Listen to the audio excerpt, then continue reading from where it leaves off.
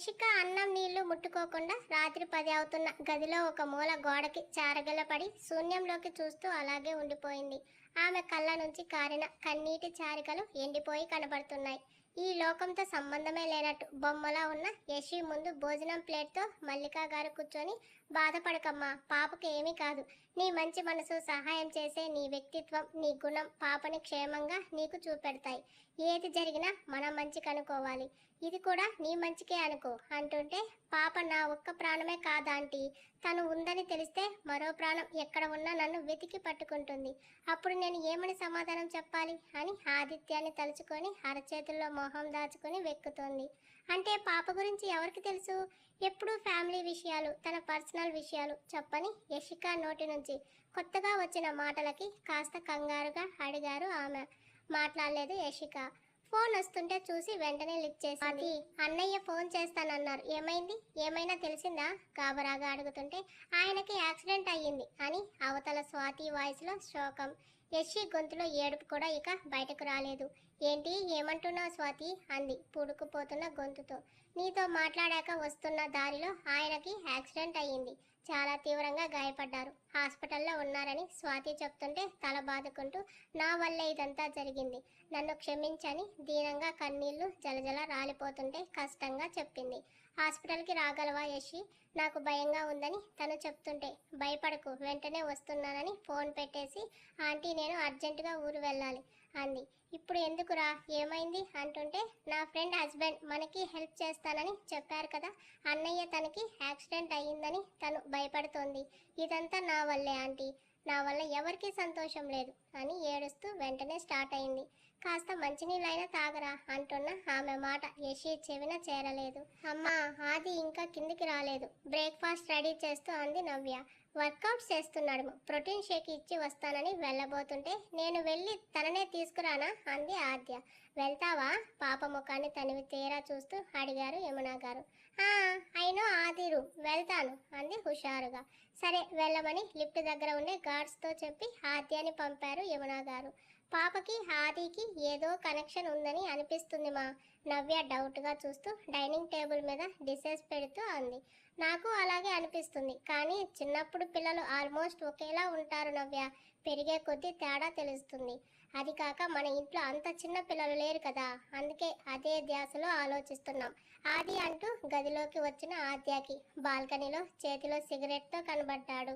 అతను ఎంతలా ఆలోచిస్తున్నాడు అంటే పాప పిలుపు కూడా వినపడనంత. చుట్టూ అలుముకున్న పొగనే చూసి అక్కడే ఆగిపోయింది. ఓన్లీ ప్యాంటు మీద ఉన్నాడు. తల నుంచి భుజాల మీద వాటర్ డ్రాప్స్గా పడుతున్నా పట్టించుకోక స్మోక్ చేస్తూ రైలింగ్ మీద చేతులు ఉంచి నిల్చున్న అతన్ని రూపాన్ని చూసి ఇంకెవరన్నా అయితే బెదిరి పారిపోయేవారే. కానీ పాప మాత్రం అతని వీపు మీద, చేతి మీద ఉన్న టాటూని చూస్తూ అలాగే ఉండిపోయింది. అంత స్మోకింగ్ స్మెల్లోనూ ఆద్య ఫ్రాగ్రెన్స్ కనిపెట్టి వెంటనే వెనక్కి తిరిగాడు. మోకాళ్ళ వరకు ఉన్న కాటన్ ఫ్రాక్లో పోనీటెల్తో అలా చూస్తూ ఉంది, బుగ్గ కింద చెయ్యి పెట్టుకొని. షిట్! ఆద్యాకి వినపడకుండా సిగరెట్ నలిపి కింద పడేశాడు. ఏం చేస్తున్నావు అది? కదలకుండా అలాగే చూస్తూ అడిగింది. నథింగ్ బేబీ అని మౌత్ ఫ్రెషనర్ నోట్లో వేసుకుని, ఎప్పుడు వచ్చావు అన్నాడు పాప ముందుకు వస్తూ. జస్ట్ నౌ అని మీ మమ్మీ నువ్వు ఏం చేస్తున్నావో చూసి రమ్మన్నారు. బ్రేక్ఫాస్ట్ టైం అవుతుంది, ఇంకా కిందకు రాలేదని, నువ్వు మాత్రం ఇక్కడ స్మోక్ చేస్తున్నావా అని అంది. ఈవిల్ ఐస్ బేబీ కనిపెట్టేసిందని. ఏం లేదు అని షర్టు తీసుకున్నాడు. హెడ్ నుంచి వాటర్ చూసావా ఎలా వస్తున్నాయో అని టవల్ చేతికి ఇచ్చింది. పాపలా ఇస్తుంటే ఆదిత్య మనసు ఆనందంతో ఎగిసే కెరటమే అయ్యింది. పాప ఇస్తున్న టవల్ తీసుకుని కిందకు కాల్ చేసి 15 మినిట్స్లో వస్తామని యమున గారికి చెప్పాడు. ఆది, నువ్వు స్మోక్ చేస్తావా? కళ్ళు టపటపలాడిస్తూ అడిగింది. చేస్తాను అప్పుడప్పుడు, నీకు నచ్చదా అని అడిగాడు. నాకు నచ్చితే అలాగే కంటిన్యూ చేస్తావా? స్మోకింగ్ హెల్త్కి మంచిది కాదు, నీకే కాదు, ఆ పోగ్ని చుట్టూ ఉన్న వాళ్ళకి కూడా మంచిది కాదు. మీ అమ్మ హెల్త్ బాగాలేదని తెలుసు కదా, తనంటే ఇష్టమైతే ఇంకా స్మోక్ చెయ్యకు. ఓకే, నువ్వు చెప్పావుగా, మానేస్తాను. నువ్వు అది నేను చెప్పానని మానొద్దు, నీకు నువ్వుగా మానేయి. నాకైతే నా అది హెల్తీగా ఉండటం కావాలి అంది. ప్రామిస్ ఇప్పటి నుంచి స్మోక్ చేయనని ఆద్యకి ప్రామిస్ చేశాడు. ఆశ్చర్యంగా చూస్తూ రియలీ అంది. థ్యాంక్ యూ, నా మాట నువ్వు వింటాను అన్నందుకు అంటూ ఈ టాటూస్ ఏంటి అంది చేతిని చూసి. ఐ లైక్ ఇట్ అని నీకు అన్నాడు. సూపర్ ఉన్నాయి, కానీ ఈ గన్ టాటూ ఎందుకు సెలెక్ట్ చేసుకున్నావు అంది. కుషన్ బ్యాంక్ అని లోపల నవ్వుకొని ఐ లైక్ గన్స్ అన్నాడు. ఓ ఓకే అని అతని దగ్గరగా కళ్ళలోకి చూస్తూ ఆది డిడ్ యూ క్రై సూటిగా అడిగిన ఆద్య ప్రశ్నకు తడబడ్డాడు. నో బేబీ, షాంపూ కళ్ళలో వెళ్ళిందని కవర్ చేశాడు. ఆద్య నమ్మలేదు కానీ మళ్ళీ అడగలేదు. ఆద్య, నీకు మీ మమ్మీ గుర్తు రావడం లేదా? వస్తుంది, మరి తనని చూడాలని అనిపించదా? నీకోసం మీ మమ్మీ కంగారు పడి ఏడుస్తూ ఉంటుందని తెలుసా? ఏడుస్తుంది, కానీ నేను వెళ్ళను. తను ఇంకా ఏడవాలి, నన్ను చాలా ఏడిపించింది చెప్తున్న ఆద్యలో బింకం. యషి నిన్ను ఏడిపించిందా? అంతలా ఏం జరిగి ఉంటుందని ఆదిత్య ఆలోచనలో పడితే ఎందుకు ఏడిపించింది అని అడిగాడు. ఆది, this is the last and final time. ఇంకోసారి నా గురించి కానీ మా మమ్మీ గురించి కానీ అడిగితే నీకు చెప్పకుండా వెళ్ళిపోతాను అని బెదిరింపులకు దిగింది. మొండిఘటం ముద్దుగా అనుకొని సరే డీటెయిల్స్ వద్దు, కానీ ఒక క్వశ్చన్ అడుగుతాను, ఆన్సర్ చేస్తావా? ఏంటి? నువ్వు ఇక్కడ ఉన్నావని తెలిసి నిన్ను తీసుకెళ్ళడానికి మీ మమ్మీ వస్తే వెళ్తావా అడిగాడు తననే చూస్తూ. వెళ్ళను, కరాకటిగా చెప్పేసింది. బలవంతంగా నిన్ను తీసుకెళ్తానని చూస్తే తనకి దొరకకుండా తప్పించుకొని పారిపోతాను. ఆద్యం ప్రశ్నకి నోట మాట రాలేదు అతనికి. అలా అనకూడదు ఆద్య, అమ్మ కదా, తనెంత బాధపడుతుంది. నువ్వు లేకపోతే తట్టుకోగలదా? తట్టుకుంటుంది, చాలా బాగా. ఇన్ఫ్యాక్ట్ నేను లేకపోతే చాలా హ్యాపీ ఫీల్ అవుతుంది అని చెప్తుంటే ఆదిత్య కళ్ళలో నీళ్లు తిరిగాయి. ఏం చేశావే ఇంతలా హేట్ చేస్తుంది అనుకున్న ఆదిత్య మనసు బాధతో మూలిగింది. ఆది, మా అమ్మ వచ్చి నా కోసం అడిగితే నేను ఇక్కడ లేనని చెప్పు. ఒకవేళ నన్ను చూసి తీసుకెళ్తా అంటే పంపించను అని చెప్పవా? ఆదిత్య చేతులు పట్టుకుని ఊపేస్తుంది. భరించలేకపోయాడు. మోకాళ్ళ మీద కూర్చొని అలా అనద్దు బేబీ, అసలు ఏం జరిగిందో తెలుసుకోవాలి. ఎందుకు నిన్ను బాధ పెట్టిందో రీజన్ ఉంటుంది కదా.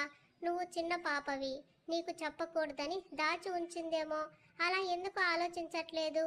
ఆది, నువ్వు కూడా తన వైపే మాట్లాడుతున్నావు, నా వైపు మాట్లాడట్లేదు. నన్ను సేవ్ చేస్తాను అనడం లేదు. అయితే మా మమ్మీ నా కోసం వస్తే తనతో పంపించేస్తావా? నేను ఇక్కడే ఉండొచ్చని ప్రామిస్ చేశావు. అమాయకంగా అడుగుతున్న ఆద్య కళ్ళలో నీళ్లు తిరుగుతుంటే చప్పున తనని గుండెకి హత్తుకున్నాడు. లేదమ్మా, నేను ఎక్కడికి పంపించను. మీ మమ్మీ వచ్చి అడిగినా సరే పంపించను. ఇంకా ఎక్కువ మాట్లాడితే తనని కూడా ఇక్కడే లాక్ చేసేస్తాను అనగానే నాకు ఎవ్వరూ వద్దు, నేను ఇక్కడ ఇలాగే ఉంటాను ప్లీజ్ బ్రతిమలాడుతుంటే గట్టిగా ఊపిరి పీల్చుకొని ఓకే, నిన్ను ఎక్కడికి పంపించను, ఇక్కడే ఉండేలా మీ మమ్మీతో మాట్లాడతాను, సరేనా అన్నాడు. థ్యాంక్ యూ సో మచ్ అని ఐఎమ్ హంగ్రీ చిట్టి పొట్ట పట్టుకుంది. తనని తీసుకుని వెళ్ళాడు కిందకి. బ్రేక్ఫాస్ట్ పెట్టి పాప గురించి తెలిసింది ఆది అడిగారు యమున గారు. తెలుసుకుని ఏం చేస్తామమ్మా, పాపని ఎక్కడికి పంపించే ఉద్దేశం నాకు లేదు, వెళ్ళాలని తనకి లేదు. ఆద్య ఇక్కడే ఉంటుందని అంటుంటే ఫుడ్ ఎంజాయ్ చేస్తూ తింటుంది ఆద్య. నీకేమైనా మతిపోయిందా? ఎవరో పాపను తీసుకొచ్చి మనం ఇంట్లో పెట్టుకోవడం ఏమిటి ఆందోళనగా అడిగారు. పాప నాకు దొరికింది, తెచ్చుకున్నాను. ఎవరైనా ఇక్కడికి వచ్చి అడిగినప్పుడు చూసుకుందాం, అంతవరకు ఇక టాపిక్ తీసుకురావద్దని బ్రేక్ఫాస్ట్ ఫినిష్ చేసి ఆద్య దివ్యాని చూసి బయటికి వెళ్ళి సిటీ చూసి ఒక రౌండ్ వేసి వద్దామా అన్నాడు. ఓకే మామ అని దివ్య రెడీ అవుతుంటే కోపంగా చూసింది ఆద్య. తనని ఎందుకు అంత కోపంగా చూసిందో దివ్యకి అర్థం కాలేదు. అది గమనించని Aditya come on girls get ready అన్నాడు. మామ, తను నన్ను సీరియస్గా చూస్తుంది, నేను రావడం ఇష్టం లేదేమో అంది దివ్య ఇన్నోసెంట్ ఫేస్తో. దివ్య చెప్పేది నిజమే. ఆద్యాని చూశాడు, మాట్లాడలేదు ఆద్య. నవ్య యమున గారు ఏం జరుగుతుందని చూస్తుంటే చెప్పు, తనని కోపంగా చూస్తున్నావా అని అందరితో కలిసిపోయి అల్లరి చేస్తున్నా నువ్వు ఎందుకు తనతో కలవలేకపోతున్నావని ఆదిత్య కాస్త సీరియస్నెస్ చూపించాడు. నేను మాత్రమే నీతో ఉండాలి ఆది, ఇంకెవ్వరూ మన మధ్య వచ్చినా నేను ఒప్పుకోను అంతే అని తేల్చి చెప్పడంతో అలవాటైన షాక్ని ఇంకాస్త ఎక్కువ తిన్నారు యమున గారు నవ్య. ఇంత జలసి ఏంటి బంగారం అనుకున్నాడు మనసులో, కూతురు ప్రేమకు మురిసిపోతూ. తనకి నేను మామని, మరి నాతో బయటకు తిరగాలని తనకి ఉంటుంది కదా, ఆలోచించు అన్నాడు నచ్చ చెప్తూ. తనకు ఫాదర్ లేరా? తన ఫాదర్తో తిరగమను, అమ్మ కూడా ఉంది, ఇంకేంటి కానీ నాకెవరున్నారు నువ్వు తప్ప అంటుంటే యమున గారి మనసు ద్రవించిపోయింది. పాప మాటలు వింటుంటే తన మైండ్ సెట్ టోటల్ డిఫరెంట్గా అనిపించింది. సరే ఆది అని తీసుకెళ్ళు, రాహుల్ వచ్చాక నేను దివ్య వెళ్తామని సర్ది చెప్పింది నవ్య. అమ్మ కూడా వద్దనడంతో దివ్య ముఖం నల్లగా పెట్టుకుంది. లేదు నవ్య, ఇద్దరిని నేను తీసుకెళ్తాను అని ఆద్యాన్ని చూశాడు. నేను ఎక్కడికి రాను అంది పెదవులు బిగించి. ఆద్య, దిస్ ఈజ్ నాట్ ఫెయిర్, ఇలాంటి థింకింగ్ మంచిది కాదు అని కొంచెం గొంతు పెంచాడు. మాట్లాడకుండా తను వెళ్ళబోతుంటే చెయ్యి పట్టుకుని ఆపేసి, అలా అనకూడదు, తప్పు కదూ. నేను ఇండియాకి వచ్చిందే ఈ మధ్య. దివ్య చిన్నప్పుడు నాతో చాలా బాగా ఆడుకునేది. బట్ బిజినెస్ వల్ల అదర్ కంట్రీలో ఉన్నాను. నాతో ఆడుకోవాలని తనకు కూడా ఉంటుంది కదా, అర్థం చేసుకో అన్నాడు తన వైపు పూర్తిగా తిరిగి. అయితే దివ్యాని ఈరోజు తీసుకెళ్ళు, నేను రేపు వస్తానని చెప్పి ఆదిత్య కూడా షాక్ ఇచ్చింది. ఈ పిల్ల రాక్షస్తో మామూలుగా ఉండదని. దివ్య, మనం డాడీ వచ్చాక వెళ్దాం, ఆద్య చిన్నది కదా, తననే వెళ్ళనివ్వు అని నవ్య అంది. నాకు ఒకరి సింపతి అవసరం లేదు అని గట్టిగా వినిపించింది ఆద్య వాయిస్. అందరూ కొయ్యబారి చూస్తూ ఉన్నారు. ఐ హేట్ సింపతి, అలా జాలిగా చూసేవాళ్ళంటే నాకు అసహ్యం. నేనేమి చిన్న పిల్లని కాదు, నాకు చాలా తెలుసు అని గడుసుగా చెప్తున్నా తనని ఎత్తుకొని బయటకు తీసుకొచ్చి కారులో కూర్చోబెట్టాడు ఆది. సీరియస్గా ఉన్న ఆదిత్య ఫేస్ చూసి, నేను అక్కడ కూర్చుంటాను అంది డ్రైవింగ్ సీట్ వైపు వేలు చూపిస్తూ. తిరిగి చూసిన ఆదిత్యకి తన ల్యాబ్ వైపు చూపిస్తున్న ఆద్య ఫింగర్ క్యూట్ ఇన్నోసెంట్తో బుజ్జి పప్పిలా ఉన్న ఫేస్ చూడగానే ఆ కాస్త కోపం కూడా దూజ పింజలా ఎగిరిపోయింది. డ్రైవింగ్ సీట్లో కూర్చున్న తను సీట్ వెనక్కి పుష్ చేసి ఆద్యకి స్టీరింగ్ పట్టుకుని కూర్చునేలా ప్లేస్ ఇచ్చాడు. థ్యాంక్ యూ ఆది అంటూ మరో తీయని ముద్దు అతని చంపకు ఇవ్వడానికి చూస్తే అందలేదు. ఆది, కొంచెం బెండ్ అవ్వవా అంది అమాయకంగా. ఎవరికి లొంగని తగ్గని ఆదిత్య ఒక చిన్న మాటకే ముందుకు బెండ్ అయ్యాడు. గడ్డం మీద కిస్ చేసి నవ్వింది కిలకిల. కోపంలో నువ్వు చాలా క్యూట్గా ఉన్నావు తెలుసా, అచ్చం నాలాగే. ఐబ్రో రైస్ అయ్యి ఐస్ చిన్నవే అవుతాయి. తనని పాపతో పోల్చడంతో అతని మనసు తేలిక పడింది. సెక్యూరిటీ అవసరం లేదని పాపతో ఒక్కడే సిటీలోకి స్టార్ట్ అయ్యాడు.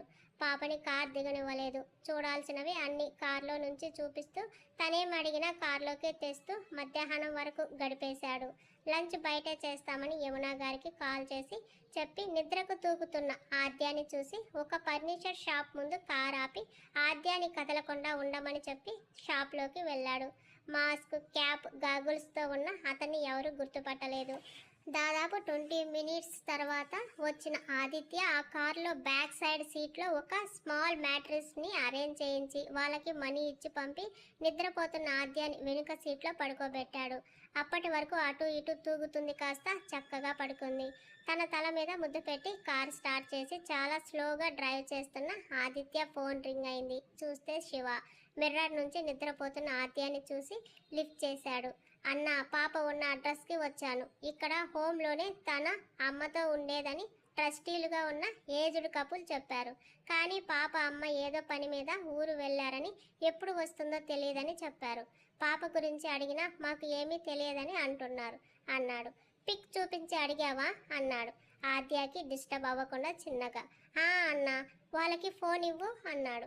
ఎదురుగా వింతగా చూస్తున్న మల్లిక నరేష్ గారిని చూసి, మా అన్న మీతో మాట్లాడాలి అంటున్నారని ఫోన్ ఇచ్చాడు. నరేష్ గారు మొబైల్ తీసుకుని హలో అని అన్నాడు.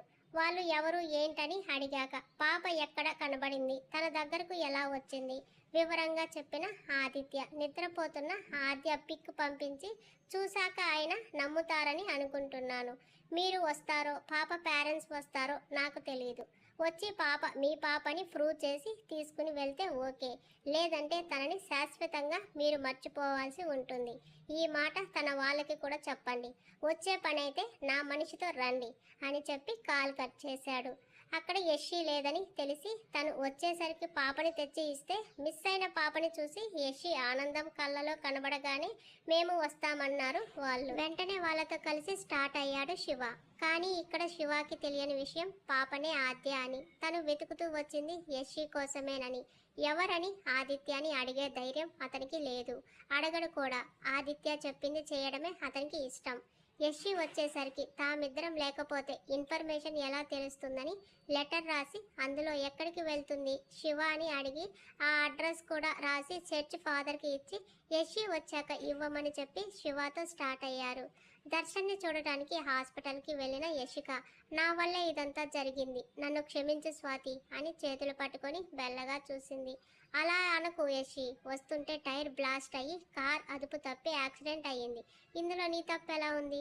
ఇంకా ప్రమాదం తప్పిందని సంతోషపడుతున్నాం, కానీ అసలు ఏమైందే? ఎవరు ఆ పిల్లలు? నీకు వాళ్ళకి సంబంధం ఏంటని అడిగింది.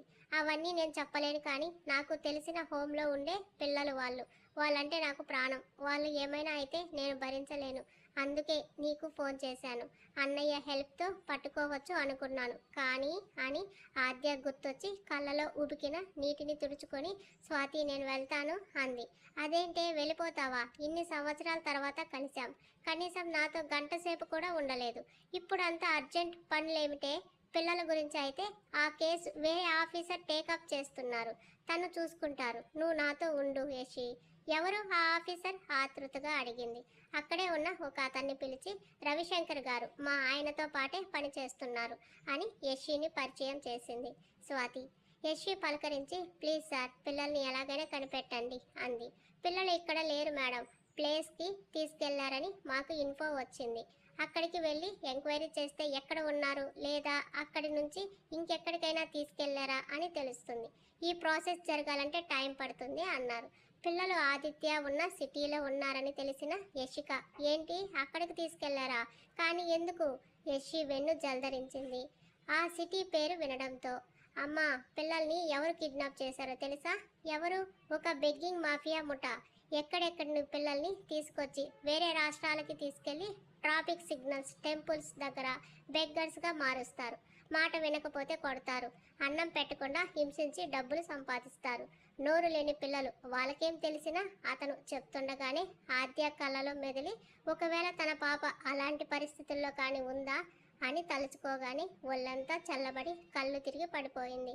కింగ్డమ్లోకి ఎంటర్ అవుతుంటే ఆ ఎత్తైన గోడలు, గేట్లు, బ్లాక్ డ్రెస్ కోడ్లో ఉన్న భారీ మనుషుల్ని, వాళ్ళ చేతుల్లో ఉన్న గన్స్ని చూసి మల్లిక నరేష్ గారికి పై ప్రాణాలు పైనే పోయాయి. బాబు, మీరు ఏదో తప్పు అడ్రస్కి తీసుకొచ్చినట్టు ఉన్నారు. ఇదేంటి ఇంత పెద్ద ప్యాలెస్? పాప ఇక్కడ ఎందుకు ఉంటుందని భయంగానే అడిగారు నరేష్ గారు. భయపడకండి, మీకేం కాదు. ఇంటి దగ్గర నుంచి ఎలా వచ్చారో అలాగే సేఫ్గా వదిలే పూచి నాదని శివ ధైర్యం చెప్పడంతో ఊపిరి పీల్చుకొని కార్ ఆగడంతో చుట్టూ చూశారు. వాళ్ళు ప్యాలెస్కి రాలేదు, ప్యాలెస్లో వెనుక వైపు ఉన్న అవుట్ హౌస్కి వచ్చారు. ఆద్య వాళ్ళని చూసినా రచ్చ చేస్తుందని కూతురు మీద అమితమైన నమ్మకం ఉన్న ఆదిత్య అలా ప్లాన్ చేశాడు. మీరు ఇక్కడ ఉండండి, అన్న వస్తారని వాళ్ళకి కూర్చోవడానికి చైర్స్ చూపించి మెయిడ్తో చెప్పి తాగడానికి ఏమైనా ఇవ్వమని ఆదిత్య కోసం ప్యాలెస్కి వెళ్ళాడు శివ. కూతురితో షికారు తిరిగి ఇంటికి వచ్చాడు ఆది. నిద్రపోతున్న తనని గదిలో పడుకోబెట్టి బయటకు వచ్చేసరికి వెయిట్ చేస్తున్న శివ వచ్చి, అన్న వాళ్ళని తీసుకుని వచ్చాను, అవుట్ హౌస్లో ఉన్నారని చెప్పడంతో, ఎవరు శివ అంటూ వచ్చారు యమున గారు. పాప తాలూకా అమ్మ, మాట్లాడి వస్తాను. ఆద్య నిద్రపోతుంది, ఒక్కటే ఉంది, చూస్తుండండి చెప్పి వెళ్ళిపోయాడు వెనకే శివ. బాగుంది, నాకు తోడుగా ఉంటుందని ఆ పిల్ల పిడుగుని తెస్తే తిరిగి దానికే నన్ను కాపలా ఉంచాడు నా కొడుకని అనుకుంటూ గదిలోకి వెళ్ళేసరికి బుగ్గ కింద చెయ్యి పెట్టుకొని క్యూట్గా నిద్రపోతూ కనిపించింది ఆద్య. పాప ముఖం చూడగానే తను అన్న మాటలు, వాటిలో బాధ గుర్తొచ్చి మౌనంగా తన పక్కనే కూర్చొని చూస్తూ ఉండిపోయారు. ఆదిత్యాన్ని చూడగానే లేచి నిలబడ్డారు నరేష్ గారు. అక్కడ ఎవరు ఉండకూడదని శివాతో చెప్పి వాళ్ళని లోపలికి రమ్మని వెళ్ళాడు ఆది. యశి తమకి ఎలా పరిచయం అయ్యింది చెప్పారు తప్ప మరే విషయం చెప్పలేదు. పాప ఎందుకు తన మదర్ని హేట్ చేస్తుంది అని అడిగాడు. తెలీదు, తను మా దగ్గరకు వచ్చేసరికి పాప బిహేవియర్ అలాగే ఉండేది. యశిక ఎంత చెప్పినా పాప ప్రవర్తన మారలేదు సరికదా, ఇంకా ఎక్కువే అయ్యింది. యశిక తన కుటుంబం గురించి కానీ తన వాళ్ళ గురించి కానీ మాతో ఎప్పుడూ చెప్పలేదు బాబు. అడిగి ఇబ్బంది పెట్టడం ఎందుకని మేము తనని గట్టిగా నిలదీయలేదు అంటుంటే ఆదిత్యకి చాలా అసహనంగా అనిపించింది. యశిక వేరే ఊరెళ్ళిందని తెలుసుకున్న ఆదిత్య వెంటనే డీజీపీకి కాల్ చేశాడు. సృహలోకి వచ్చిన యశిక ఎదురుగా స్వాతి మెరుస్తున్న కళ్ళతో చూస్తూ, యశి పిల్లలు ఎక్కడ ఉన్నారో తెలిసిందని చెప్తుంటే పోతున్న ప్రాణం తిరిగి వచ్చినట్టు అయ్యి, ఎక్కడ ఉన్నారు అంది అంత నీరసంలోనూ మాట్లాడుతూ. సిటీలో ఏదో హోమ్లో సేఫ్గా ఉన్నారని రవిశంకర్ గారికి కాల్ వచ్చింది. పిల్లల పేరెంట్స్ వెళ్ళి మాట్లాడి తెచ్చుకుంటున్నారట. మరి ఇప్పుడు నువ్వు వెళ్తావా అంది. ఆశ్రమం అంటున్నారు కనుక ఇబ్బంది లేదని వెళ్తాను అంది లేచి. కానీ వీక్గా ఉన్నావే, ఎలా వెళ్తావు? పర్వాలేదు, నేను జాగ్రత్తగా ఉంటాను అని అంటున్న తనతో, నీతో పాటు రవిశంకర్ గారు వస్తారు యశి. పిల్లలు ఎలా ఉన్నారు చూసి కేసు రాసుకోవాలి అనడంతో సరే అంది. దర్శన్ని చూసి స్వాతికి బాయ్ చెప్పి హాస్పిటల్ బయటికి వచ్చిన యశిక శంకర్ గారితో స్టార్ట్ అయింది. వెళ్తున్న దారిలో ఒక వస్తువు కొనుక్కొని బ్యాగులో పెట్టుకుంది. దాదాపు 4 ఏళ్ల తర్వాత తను ఏ పరిస్థితుల్లో ఆ సిటీని వదిలి వచ్చేసిందో గుర్తు వస్తుంటే కళ్ళలో నీళ్లు ఆగలేదు. సిటీ రీచ్ అయ్యారు. శంకర్ గారి వెహికల్లో కూర్చున్నాక బ్యాగ్లో ఉన్న బుర్కా తీసి వేసుకున్న యశికాని వింతగా చూసినా ఎందుకు అని అడగలేదు అతను.